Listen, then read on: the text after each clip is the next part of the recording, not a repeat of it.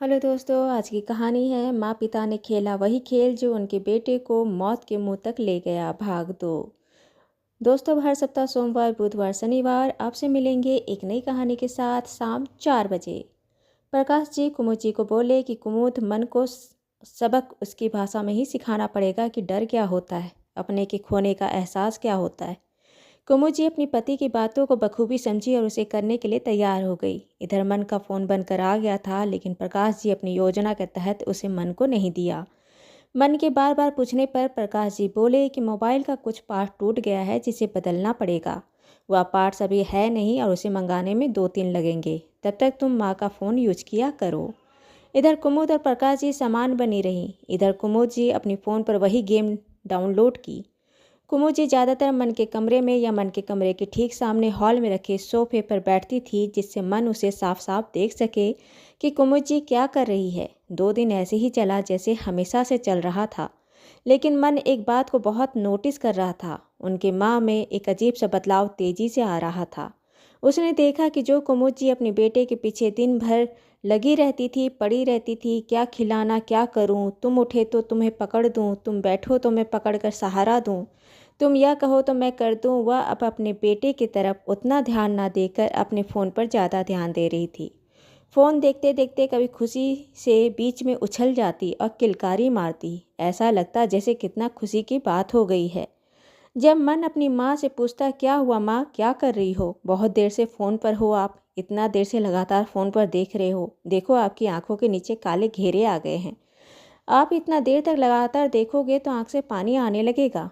कुमुद जी बोली, क्या करूं, इतना इंटरेस्टिंग गेम ही है कि हाथ से फ़ोन छूट ही नहीं रहा है, मैं क्या करूं। तुझे पता है बेटा, कल गेम का एक लेवल अटक ही गया था, निकल ही नहीं रहा था। जब यह लेवल मैं पार की थी उसके बाद मुझे एक टास्क मिला, उसको पूरा करने में मेरी जान निकल गई। पहले मुझे लगा कि मैं इस टास्क को कैसे पूरा करूंगी। उसमें लिखा था कि पूरी 30 मिर्ची खानी है। याद है जब तुम मिर्ची खा रहे थे तो तेरी हालत कैसे बिगड़ गई थी, वैसे ही मेरी हालत बिगड़ गई। तूने तो भैया कर लिया, मेरे से तो नहीं हुआ, मुझे वह मिर्ची फिर से खानी पड़ेगी, मेरा टास्क तो पूरा नहीं हुआ है। मन अपनी माँ को बहुत हैरत से देख रहा था कि उसकी माँ वह गेम कैसे खेल सकती है। वह भी जानता था कि वह टास्क पूरा करना कितना मुश्किल था। अगले दिन कुमुद जी उसके सामने ही बैठकर बोली, बेटा मेरे से तो अकेली इतनी हिम्मत है नहीं कि 30 मिर्ची खा लूँ, तू मेरा हौसला चीयर अप करते रहना। अगर तुझे लगे कि मेरे से यह खाते नहीं बन रहा है तो मेरे को प्रोत्साहन देना, किसी ना किसी तरह से मुझे हिम्मत बढ़ाना ताकि मैं यह मिर्ची खा सकूं। कुमुद जी धीरे धीरे मिर्ची खाना शुरू की। उनकी हालत भी दयनीय होने लगी थी। कभी आंसू पोंछते, कभी रोते, कभी खुद की जबान को भींच कर हाथ को कस कर पकड़ कर कुमुद जी खुद को रोकते और फिर मिर्ची खाना शुरू करती।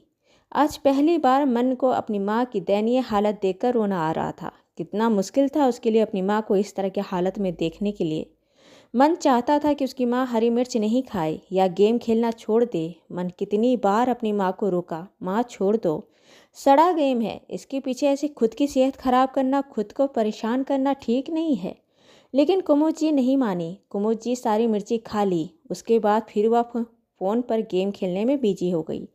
दिन रात फ़ोन पर नज़र गड़ाए रखकर अपनी माँ को कमरे के बाहर या खुद के सामने ही बैठकर दिन भर फ़ोन पर खेलते देखते रहना।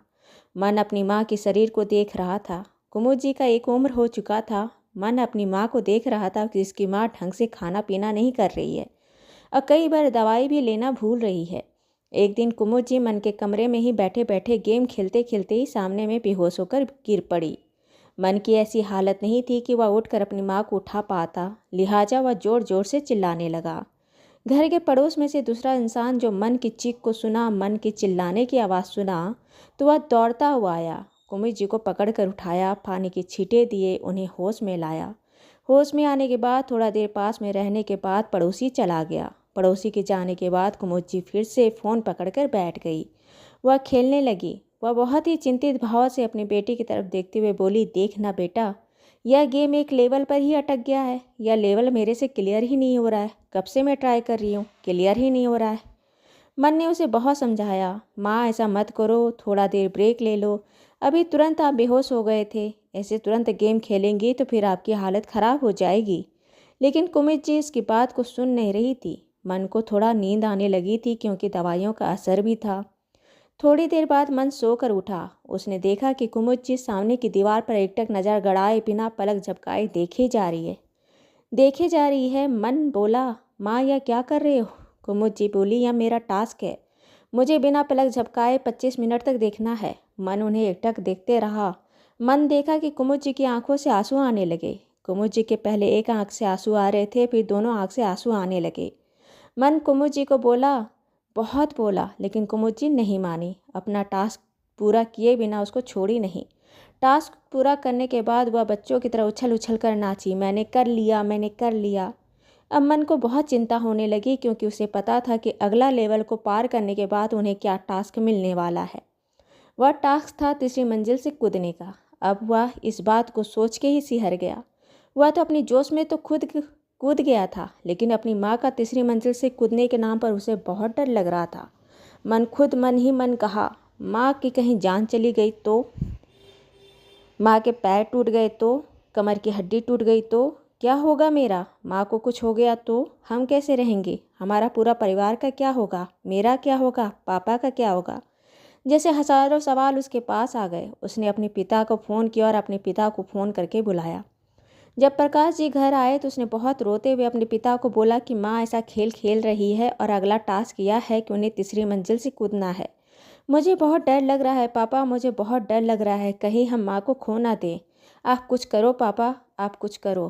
प्रकाश जी ने उसे समझाया कि मैं पूरी कोशिश करूँगा कि कुमुद ऐसा कोई भी गलत कदम ना उठाए, लेकिन तुम भी इस बात का ध्यान रखना, हमेशा नज़र बनाए रखना कि वह कहाँ जा रही है, कहाँ नहीं जा रही है।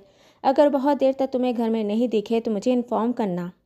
अब दोनों बाप बेटे कुमुद का ज़्यादातर फ़ोन छुपाते या फिर उन्हें फ़ोन नहीं देते, या अगर वह खेलती तो उनके आगे पीछे नज़र कड़ाई से रखते।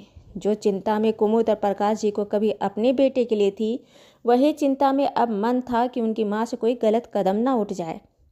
उनकी माँ को कुछ होना नहीं चाहिए। वह बहुत हैरान परेशान था। माँ और प्रकाश जी दोनों मिलकर बहुत ही सतर्क थे। रात भर वह कितनी बार नींद से जागते और कुमुद जी को फ़ोन को छुपा दिया।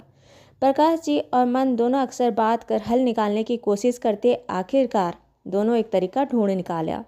अगले दिन प्रकाश जी अपने बेटे को बोले कि तुम घर में रहना, मैं कुमुद को डॉक्टर से काउंसलिंग करवा कर लाता हूँ। डॉक्टर से मिलकर लौटने के बाद वहाँ से लौटे तो उन्होंने अपने बेटे को बोला कि उन्होंने एक काउंसलिंग करवाई है और कुछ हद तक उनकी माँ को कुछ समझ में भी आया है।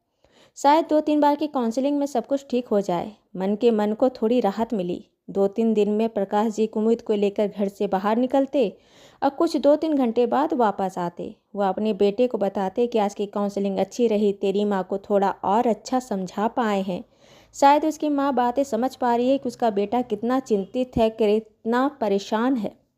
जब 4 काउंसलिंग के बाद प्रकाश जी ने कहा कि बेटा अब तेरी माँ सुरक्षित है। अब वह समझ गई है कि उसे यह बहुत अच्छी तरह से समझ गया है कि यह सिर्फ एक गेम है और इस गेम के चक्कर में आकर इस तरह का टास्क पूरा करने के चक्कर में अपनी जान की बाजी लगाना सही नहीं है।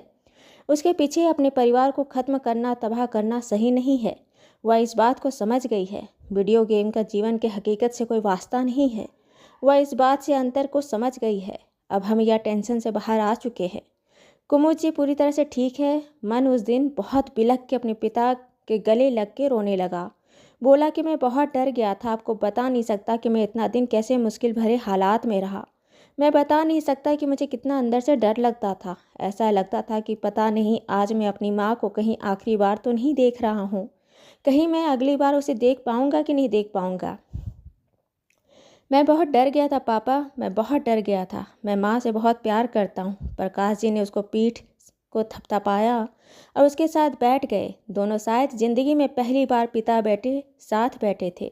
दोनों बैठकर काफ़ी देर तक बात किए। फिर प्रकाश जी अपने फ़ोन पर वह पुरानी फ़ोटोज़ और वीडियो निकालकर अपने बेटे को दिखाए, जो हॉस्पिटल से ऑपरेशन कराकर घर लाने के बाद उसकी माँ उसके कमरे के बाहर में गद्दा डालकर सोया करती थी और एक छोटी सी आवाज़ होने से भी एक झटके से उठ जाती थी कि उसका बेटा कैसा है, उसका बेटा ठीक तो है ना, कहीं कुछ हुआ तो नहीं। वह वीडियो दिखाने के बाद प्रकाश जी ने कहा, बेटा यह डर तुम्हें आज अपनी माँ के लिए लग रहा है और यही डर तेरी माँ को तेरे लिए उस समय लगता था। लेकिन बेटा कभी मेरे बारे में सोचो कि मैं किस हद से गुजरा हूँ। मेरे लिए तो एक तरफ मेरा बेटा है और एक तरफ मेरी पत्नी है। मेरी सांस तो दोनों तरफ से अटकी थी। अगर पत्नी को कुछ हुआ तो भी मेरा परिवार बर्बाद हुआ, मेरा बेटा गया तो भी मेरा परिवार बर्बाद हो गया। सोचो कि मैं किस नर्क से गुजरा हूँ। मन ने कहा, पापा मुझे माफ़ कर दीजिए। मैं समझ नहीं पाया कि मेरी एक छोटी सी बिना सोचे समझे बचपन में लिए गए फैसले से मेरे पिता और माँ पर किस कदर असर पड़ सकता है। मुझे माफ़ कर दीजिए, मुझे माफ़ कर दीजिए। और कहकर वो अपने पिता के गले लग पड़ा। प्रकाश जी अपने बेटे को बोला, ठीक है, अभी तुम आराम करो, मैं फिर मिलता हूँ। शाम के समय पर कुमुद जी और प्रकाश जी घर के नीचे में थोड़ा टहलने के लिए आए। वहाँ पर उन्होंने अपनी पत्नी को बताया कि हमारा प्लान सक्सेस कर गया। दरअसल बात यह था कि जो भी गेम खेलने की लत और टास्क पूरा करने का जुनून वह कर रही थी, वह अपने पति प्रकाश जी के कहने पर उनके प्लान के हिसाब से कर रही थी। वह अपने बेटे को बताना चाह रहे थे, उसे डर का एहसास कराना चाह रहे थे। जो पति पत्नी अपने बेटे को खोने के डर से परेशान थे, पागल थे, नर्क से ज़िंदगी जी रहे थे, वह अपने बेटे को बताना चाह रहे थे कि अगर उसके सामने उसके माँ बाप के मरने की बात आए या उसे खोने का डर हो तो वह कैसे रिएक्ट करेगा, वह कैसे परेशान होगा। वह डर अपने बेटे के मन में भी देखना चाहते थे ताकि वह समझ पाए कि उसके माँ पिता क्या दर्द से गुजर रहे हैं और किस हद से गुजर रहे हैं। यह सब दोनों पति पत्नी का प्लान था। उन्होंने सारी बातों को बहुत ही हकीकत में करके दिखाए ताकि उनका बेटा को अपने माँ बाप के होने का कद्र समझ सके। उन्हें यह पता रहे कि किसी भी चीज़ से बढ़कर उसके लिए उसके जीवन में उसके माँ बाप हैं, उसकी ज़िंदगी है, और इसमें वह सफल हो गए थे।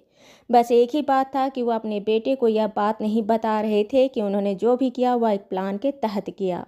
उनके बेटे को हमेशा यह बात पता रहना चाहिए कि यह सब उसकी माँ ने जो किया वह सब हकीकत में था। दोस्तों, ये कहानी अच्छी लगी हो तो इसे लाइक करें, शेयर करें और सब्सक्राइब करें। मिलते हैं एक नई कहानी के साथ एक छोटे से ब्रेक के बाद। धन्यवाद।